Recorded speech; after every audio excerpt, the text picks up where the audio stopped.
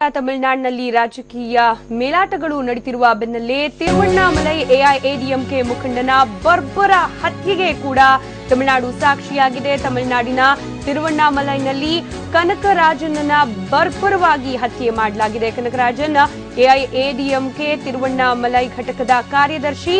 ತಿರುವಣ್ಣಾಮಲೈನ ಅರುಣಾಚಲೇಶ್ವರ ದೇಗುಲ ಬಳಿಯಲ್ಲಿ ಈ ಒಂದು ಘಟನೆ ನಡೆದಿದೆ.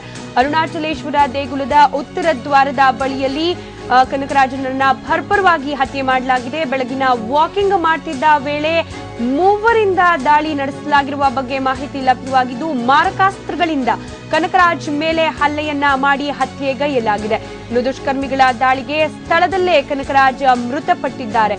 ದಾಳಿಯಲ್ಲಿ ಕನಕರಾಜ್ ಗೆಳೆಯ ಕಣ್ಣದಾಸನ್ಗೆ ಕೂಡ ಗಾಯವಾಗಿದ್ದು, ಗಾಯಾಳು ಕಣ್ಣನ್ನ ದಾಸನ್ರನ್ನ ಸ್ಥಳೀಯ ಆಸ್ಪತ್ರೆಗೆ ದಾಖಲು ಮಾಡಲಾಗಿದೆ.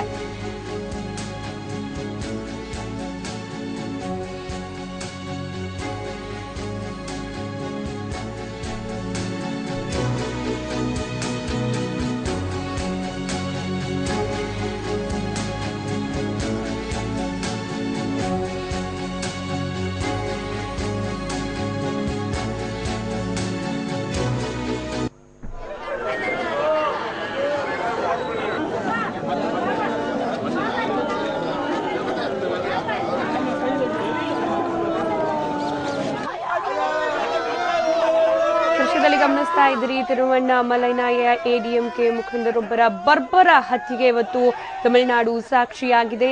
ಯಾರು ಅಟ್ಯಾಕ್ ಮಾಡಿದವರು ಹಾಗೆ ಯಾವ ಕಾರಣಕ್ಕೆ ಹತ್ಯೆಯನ್ನ ಮಾಡಲಾಗಿದೆ ಅನ್ನೋದ್ರ ಬಗ್ಗೆ ಇನ್ನಷ್ಟೇ ಮಾಹಿತಿ ಲಭ್ಯ ಆಗಬೇಕಾಗಿದೆ.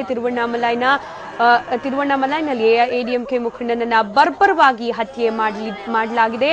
ತಿರುವಣ್ಣಾಮಲೈನಲ್ಲಿ ಕನಕರಾಜ್ ಹತ್ಯೆ ಮಾಡಲಾಗಿದ್ದು, ಈತ ತಿರುವಣ್ಣಾಮಲೈ ಘಟಕದ ಕಾರ್ಯದರ್ಶಿ, ಎಐಎಡಿಎಂಕೆ ಪಕ್ಷದ ಕಾರ್ಯದರ್ಶಿ ಅನ್ನೋ ಮಾಹಿತಿ ಕೂಡ ಲಭ್ಯವಾಗಿದೆ. ಇಲ್ಲಿನ ಅರುಣಾಚಲೇಶ್ವರ ದೇಗುಲದ ಉತ್ತರ ದ್ವಾರದ ಬಳಿಯಲ್ಲಿ ಘಟನೆ ನಡೆದಿದೆ. ಬೆಳಗಿನ ವಾಕಿಂಗ್ ಅನ್ನ ಮುಗಿಸಿಕೊಂಡು ವಾಪಸ್ ಆಗ್ತಿದ್ದ ಸಂದರ್ಭದಲ್ಲಿ ಮೂವರಿಂದ ಈ ದಾಳಿ ಮಾಡಲಾಗಿದೆ ಅನ್ನೋ ಮಾಹಿತಿ ಲಭ್ಯವಾಗಿದೆ. ಮಾರಕಾಸ್ತ್ರಗಳನ್ನ ಬಳಸಿಕೊಂಡು ಕನಕರಾಜ್ ಮೇಲೆ ಹಲ್ಲೆಯನ್ನ ಮಾಡಿದ ದುಷ್ಕರ್ಮಿಗಳು ಅಲ್ಲಿಂದ ಕಾಲ್ಕಿತ್ತಿದ್ದಾರೆ. ನಂತರ ದುಷ್ಕರ್ಮಿಗಳ ದಾಳಿಯಿಂದಾಗಿ ಸ್ಥಳದಲ್ಲೇ ಕನಕರಾಜ್ ಮೃತಪಟ್ಟಿದ್ದಾರೆ. ದಾಳಿ ಸಂದರ್ಭದಲ್ಲಿ ಕನಕರಾಜ್ ಗೆಳೆಯ ಕಣ್ಣದಾಸನ್ಗೂ ಕೂಡ ಗಾಯವಾಗಿದ್ದು, ಕಣ್ಣದಾಸನ್ರನ್ನ ಸ್ಥಳೀಯ ಆಸ್ಪತ್ರೆಗೆ ದಾಖಲು ಮಾಡಲಾಗಿದೆ. ಇನ್ನು ದೃಶ್ಯದಲ್ಲಿ ಗಮನಿಸ್ತಾ ಇದ್ರಿ, ಘಟನೆ ನಡೆದ ಸ್ಥಳ ಹಾಗೆ ಈಗಾಗಲೇ ಪೊಲೀಸರು ಭೇಟಿ ನೀಡಿದ್ದು ಪರಿಶೀಲನೆಯನ್ನ ಕೈಗೊಂಡಿದ್ದಾರೆ.